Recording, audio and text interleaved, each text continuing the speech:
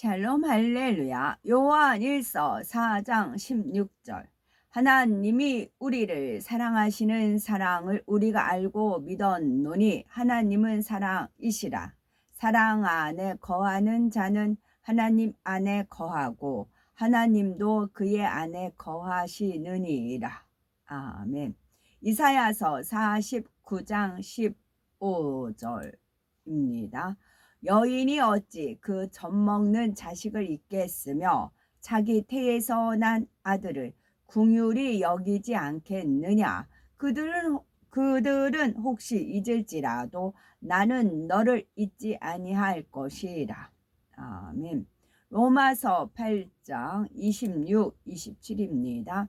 이와 같이 성령도 우리의 연약함을 도우시나니 우리는 마땅히 기도할 바를 알지 못하나 오직 성령이 말할 수 없는 탄식으로 우리를 위하여 친히 간구하시느니라. 마음을 살피시는 이가 성령의 생각을 아시나니 이는 성령이 하나님의 뜻대로 성도를 위하여 간구하심이니라. 아멘. 제목은 하나님의 사랑입니다. 삼위일체 하나님께서는 생명 아담을 창조하신 뒤에 동방의 에덴이라는 곳에 동산을 창설하시고 그를 이끌어 들이셨습니다. 에덴 동산은 생명 아담을 위한 하나님의 배려였지요. 아담을 위해 하나님께서는 하와라는 사랑스러운 배필도 주셨습니다.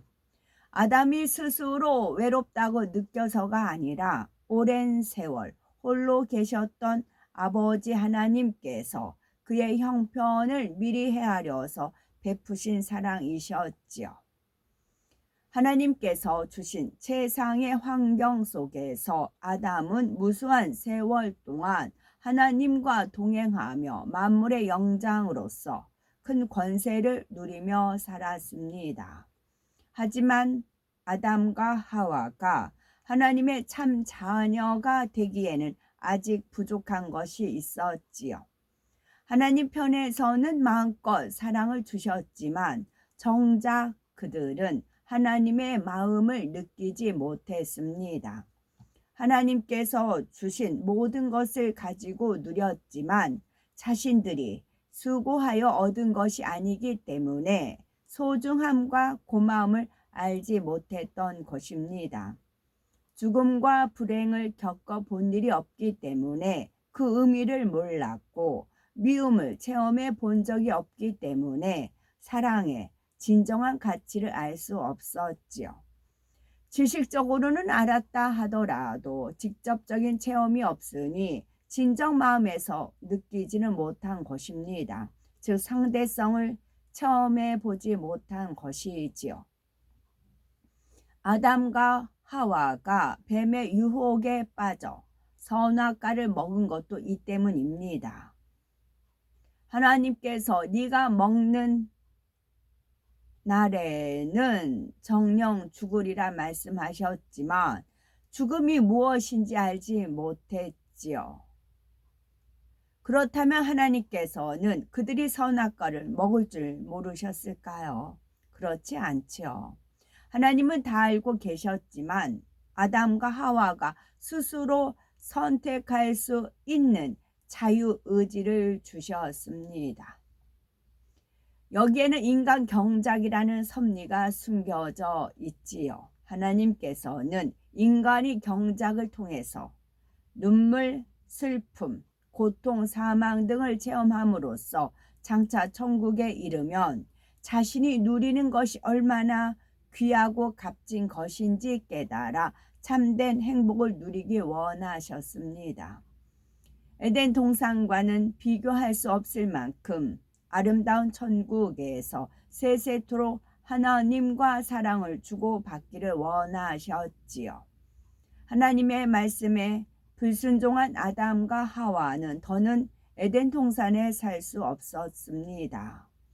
천하 만물을 호령하던 아담이 권세를 잃으니 이 땅의 동식물까지도 저주를 받기에 이르지요. 풍요롭고 아름답던 이 땅도 가시와 엉겅퀴가 자라며 땀 흘려 수고하지 않으면 소산을 얻을 수 없게 되었습니다.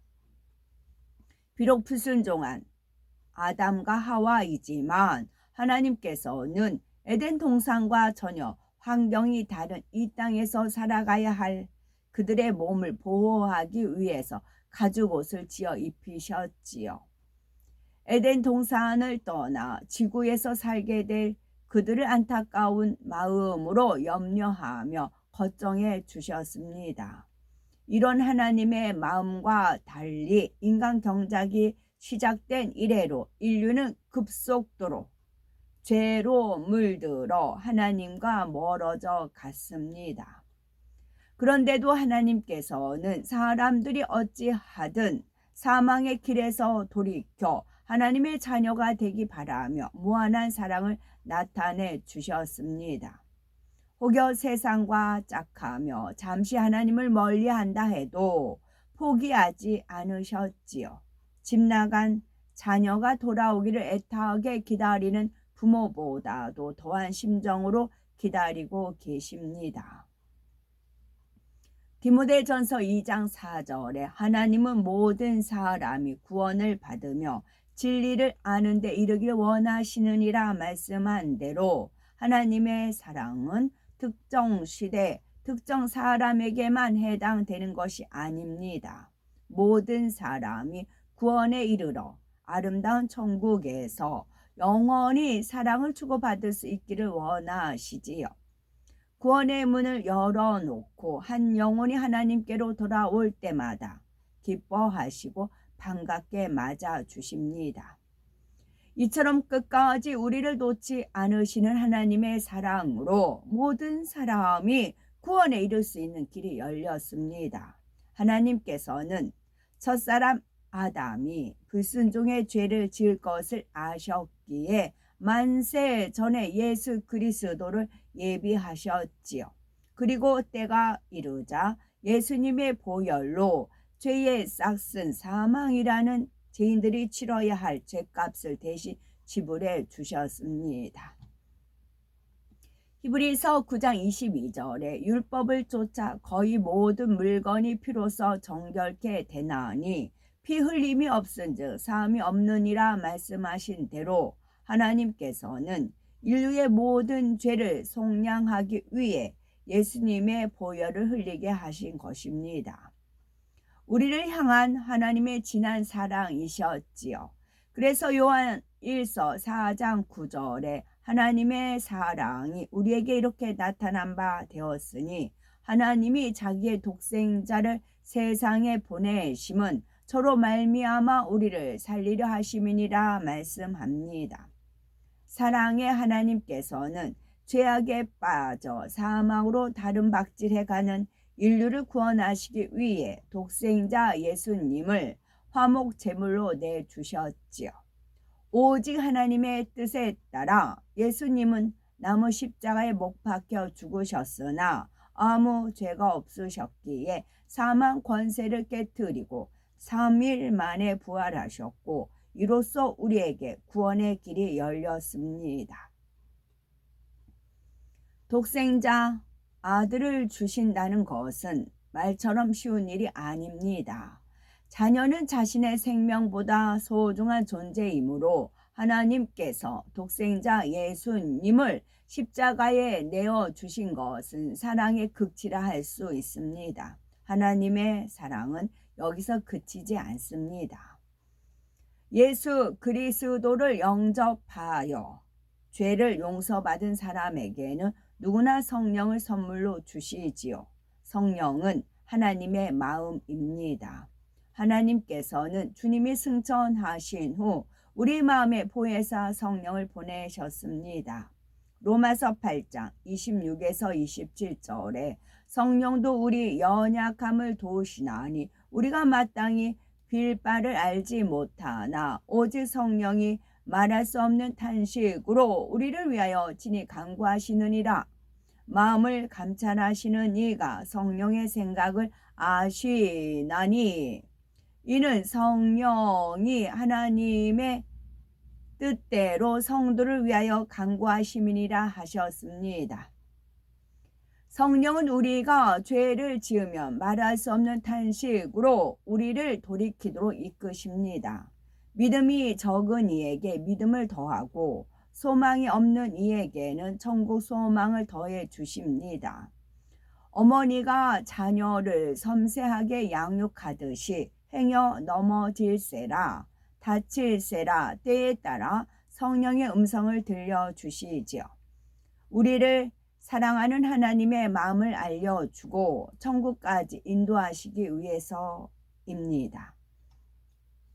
이러한 사랑을 깊이 깨우친다면 누구나 하나님을 사랑할 수밖에 없습니다. 우리가 하나님을 진심으로 사랑하면 하나님께서는 감당할 수 없을 만큼 크고 놀라운 사랑으로 되돌려 주시지요. 강건함의 축복뿐만 아니라 범사에 잘되고 형통한 복을 주십니다. 이는 영계의 법칙이기도 하지만 동시에 축복과 응답을 통해 우리가 하나님의 사랑을 느끼기 원하시기 때문입니다. 우리는 처음 하나님을 만나서 갖가지 문제를 해결받았을 때 무엇을 느끼셨는지요? 나 같은 죄인도 용서해 주셨다는 사랑을 느끼셨을 것입니다. 하늘을 두루마리 삼고 바다를 먹물 삼아도 한없는 하나님의 사랑 다 기록할 수 없노라 한 것이 진정한 고백이었을 것입니다. 또 근심 걱정 없고 질병, 이별, 사망이 없는 영원한 천국을 주신 하나님의 사랑에 얼마나 가슴 벅차하며 감격하였는지요. 우리가 먼저 하나님을 사랑한 것이 아니라 하나님이 먼저 찾아와 손을 내밀어 주셨습니다. 우리에게 사랑받을 만한 자격이 있어서 사랑한 것이 아니지요. 죄인으로 죽을 수밖에 없는 우리를 위해서 독생자까지 내어주셨습니다. 여인이 젖먹이 자녀를 한시도 잊지 못하는 그 이상의 크신 사랑으로 우리 모두를 살피시고 천년을 하루같이 기다리고 또 기다리시는 분이 바로 우리 아버지 하나님이십니다. 하나님의 사랑은 오랜 세월이 흘러도 변치 않는 진실한 사랑입니다. 장차 아름다운 천국에서 영광 중에 함께 할 날을 손꼽아 기다리시는 아버지 하나님의 사랑을 마음 깊이 느낌으로 늘 감사가 넘쳐야 되겠죠. 가죽 옷에 담긴 영적 의미 살펴보면 첫째는 가죽 옷은 하나님의 사랑을 나타냅니다. 하나님께서는 풍요로운 에덴 동산을 떠나 척박한 지구에서 살아갈 아담과 하와를 매우 안쓰러워하시며 사랑의 표현으로 가죽옷을 지어 입히셨지요. 앞으로 변질될 땅에서 받게 될 충격과 몸소 겪어야 할 고통이 어떠함을 아셨기에 가죽옷으로 몸을 보호하게 하셨던 것입니다. 두 번째, 가죽옷은 구원의 끈을 의미합니다. 가죽옷은 하나님과 두 사람 사이를 연결해주는 구원의 끈입니다. 하나님께서 그들을 버리지 않으시고 끝까지 놓지 않으신다는 의미가 담겨 있지요. 범죄한 아담과 하와는 하나님 사랑의 징표요 구원의 끈인 가죽옷이 있었기에 이 땅의 삶을 견디며 자신들의 죄를 회개함으로 결국 구원에 이를 수 있었습니다. 아담과 하와가 에덴 동산에 살고 척박한 지구에 내려와 살았다. 우리가 말씀을 통해서 압니다. 그러면 우리가 직접 체험을 해야 돼요. 체험을 해야 하나님의 참사랑을 느낄 수가 있어요. 그래서 상대성을 공부하는 겁니다. 그러면은 우리가 지금 척박한 이 땅에서 살아요. 죄와 싸우고 원수마귀 사단과 이기며 싸워요.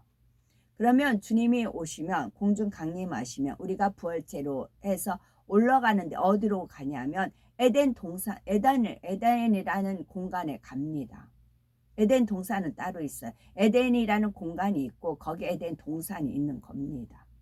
그래서 에덴 동산은 뭘로 지켰죠?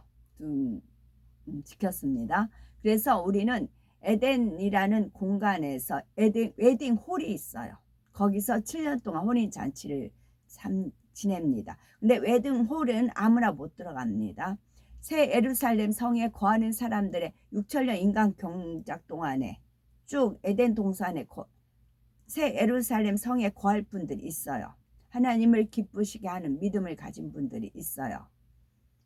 그 온전한 사랑을 이룬 그분들에 한해서만 홀에 들어갑니다. 그리고 외식을 합니다. 그 외 나머지 사람은 성 바깥에서 7년 혼인잔치를 치릅니다. 물론 야외 혼인도 있습니다. 그럴 때